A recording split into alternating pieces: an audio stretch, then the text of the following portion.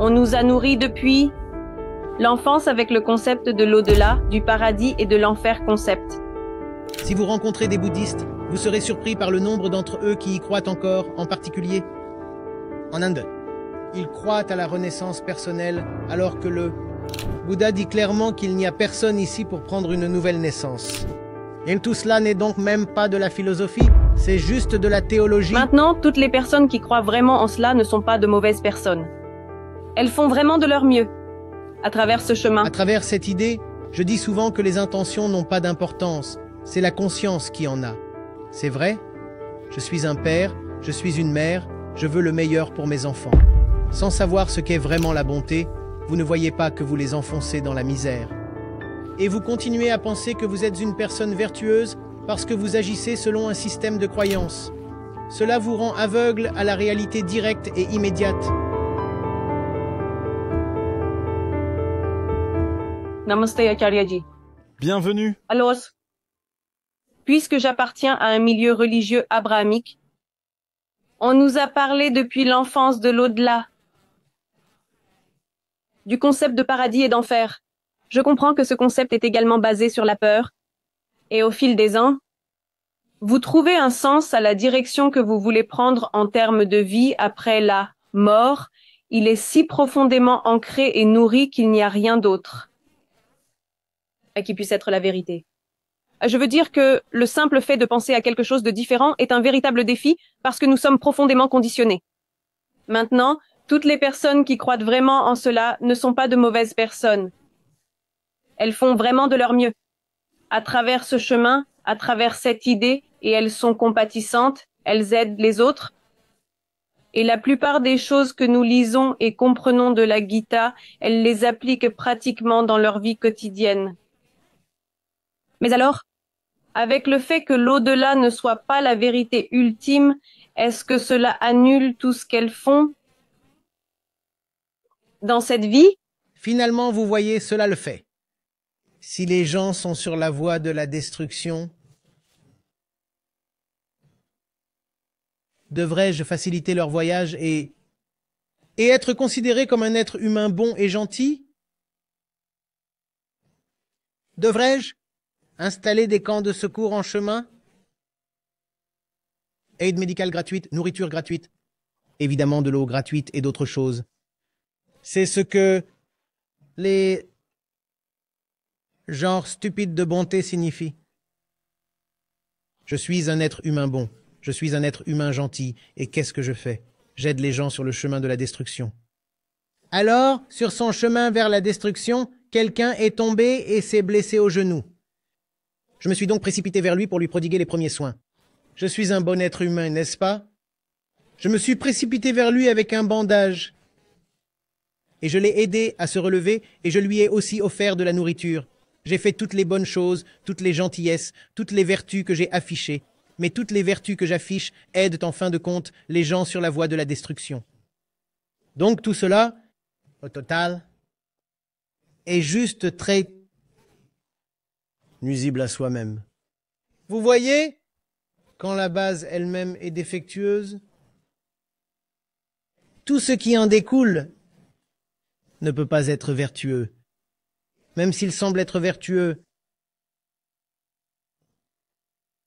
Aïe, dit souvent que les intentions n'importent pas, mais la conscience, oui. Je veux le meilleur pour mes enfants, n'est-ce pas? Je suis un père, je suis une mère, je veux le meilleur pour mes enfants sans savoir ce qu'est la bonté. Je veux que mes enfants aient ce qu'il y a de mieux et à quoi cela mène-t-il? Nous connaissons l'état du monde aujourd'hui. Nous savons aussi que tous les adultes ont été des enfants un jour. Nous disons que le monde est dans un état si méprisable et que les gens sont des monstres. Beaucoup de gens sont des monstres. Mais si les gens sont des monstres, ils ont tous été des enfants un jour et ils ont tous été élevés par des parents bien intentionnés. Comment sont-ils devenus des monstres? C'est parce que nuestras intenciones et nos prétentions à la beatification ne signifient rien en réalité. Ce que Et t'importe vraiment, c'est la compréhension ou son absence?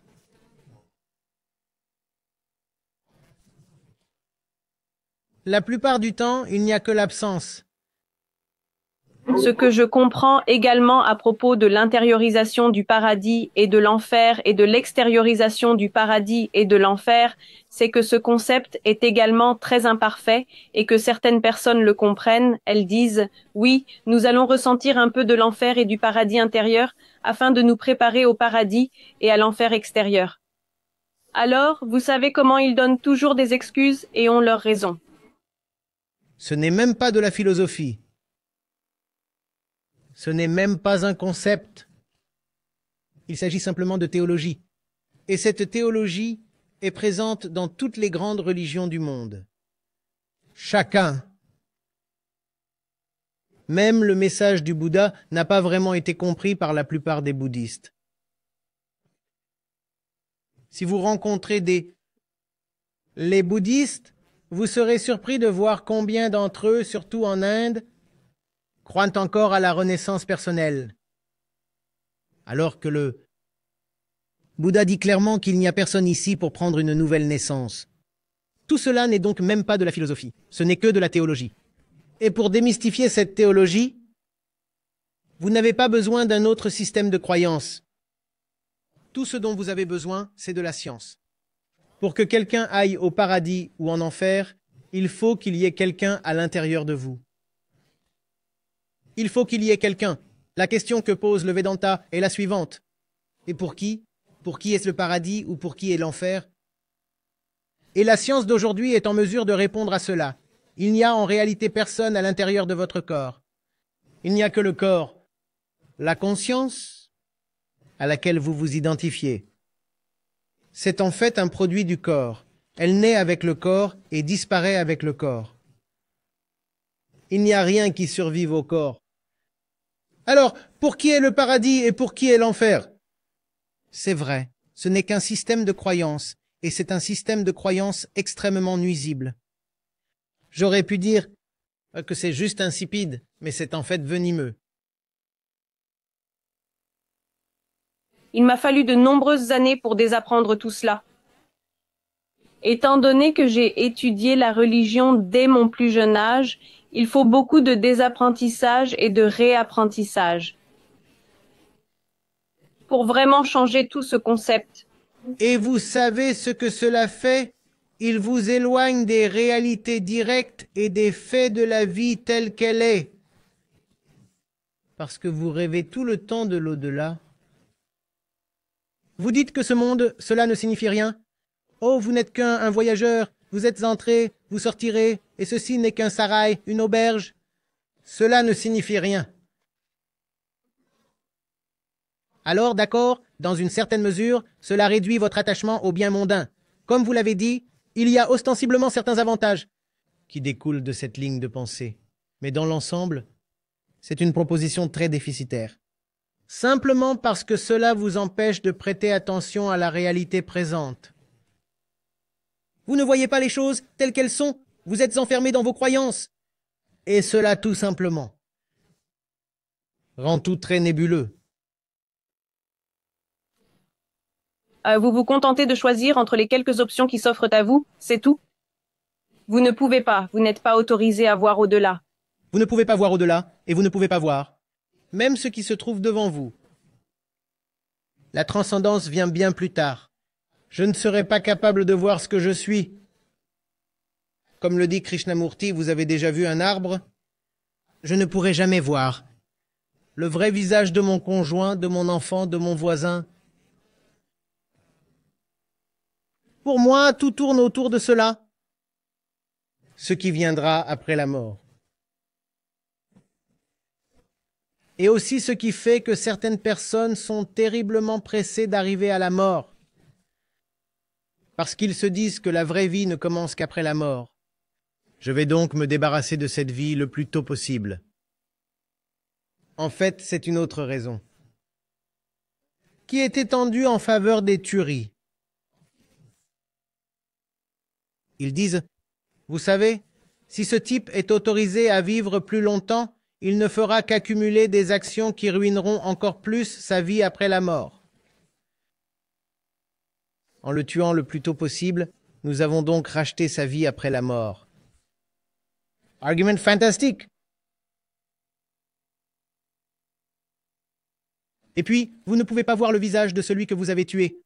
Vous ne voyez pas ses larmes, son sang, son agonie. Au lieu de cela, vous vous consolez. Pas seulement vous vous consolez. Vous vous glorifiez en disant « Je suis son sauveur ». Je l'ai sauvé. Maintenant, il aura une meilleure vie après la mort. S'il avait continué à vivre, il aurait accumulé des péchés. Je l'ai empêché d'accumuler des péchés. Et vous ne pouvez pas voir que cet homme se flétrit dans la douleur. Vous ne voyez pas qu'il est à bout de souffle. Vous ne voyez pas que vous lui avez tiré dessus et qu'il voulait encore vivre. Vous ne pouvez pas voir que tout son potentiel a été gaspillé. Vous ne pouvez pas voir tout cela parce que vos yeux sont couverts de croyances. Nous voyons tout cela à chaque fois, et aujourd'hui, nous le voyons surtout dans les guerres qui se déroulent. Il s'agit de s'assurer un espace dans l'au-delà que l'on n'a pas été capable de s'assurer aujourd'hui dans le présent. Quand nous parlons de guerre, généralement, dans les guerres, nous tirons sur des inconnus. Mais que se passe-t-il quand vous ne pouvez même pas savoir le fait de savoir comment va votre femme est fondé sur un système de croyances. Se fait par le biais d'un système de croyances. Et cela vous pousse à accumuler des agonies sur elle. Et vous l'enveloppez dans toutes sortes de rituels et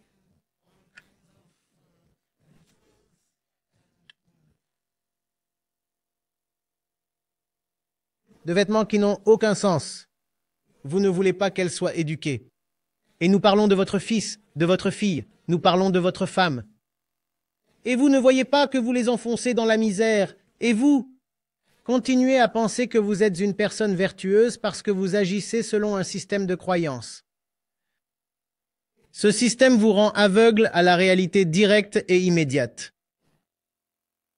C'est tout à fait vrai. Ce qui est aveuglant, c'est que j'en ai fait l'expérience moi-même, donc je sais que vous ne pouvez pas vraiment voir, même si la vérité vient à vous, vous ne pourrez pas la voir. En fait, le Coran vous met en garde à ce sujet. C'est très intéressant parce que mon apprentissage du Coran s'est amélioré depuis que j'ai participé à vos sessions de Vedanta, parce que maintenant, je peux interpréter le Coran d'une manière beaucoup plus intériorisée plutôt que de mettre toutes les informations dans un seul document. D'une manière beaucoup plus intériorisée plutôt que de mettre toutes les métaphores à l'extérieur. Ainsi, lorsque dans le Coran, Allah dit « Sumum bukmun umyun fahum la yarji'un », cela signifie que vous deviendrez, qu'ils deviendront sourds et aveugles aux signes de Dieu. Et ces signes vous sont parvenus tout au long de votre vie, mais nous pensons à des signes très différents que nous avons transformés en croyances. Un discours imaginaire. Pour nous, ce ne sont pas du tout des signes. Regardez le visage de l'enfant qui pleure. Comment ne pas y voir un signe direct, puissant, révélateur et vivant? Non, on ne peut pas le voir parce que c'est probablement le visage d'un musulman ou d'un juif. Je ne peux donc pas voir. Ma croyance ne me permet pas de voir quoi que ce soit. J'espère que nous pourrons tous nous élever et apporter la vérité. Un jour à la fois, un moment à la fois. Nous faisons de notre mieux. Mais c'est vraiment une triste situation quand on voit les gens autour de nous. Comment pouvons-nous, au rythme où nous allons, je sais que nous menons quelque part, mais j'ai l'impression qu'il y a tellement de choses que nous pouvons faire.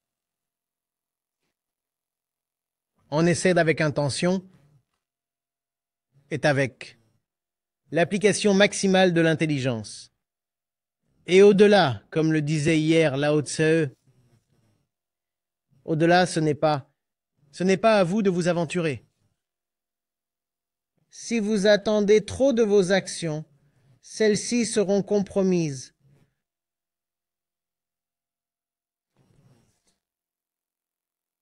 Oui, vous serez pris au piège de ces actions. Oui, le travail consiste donc à faire autant que possible, avec autant de vigueur et d'amour. Et ensuite vous en restez là. Laissez les résultats venir comme ils viendraient. Oui, c'est vrai. C'est magnifique. Merci beaucoup. Je vous remercie. Monsieur.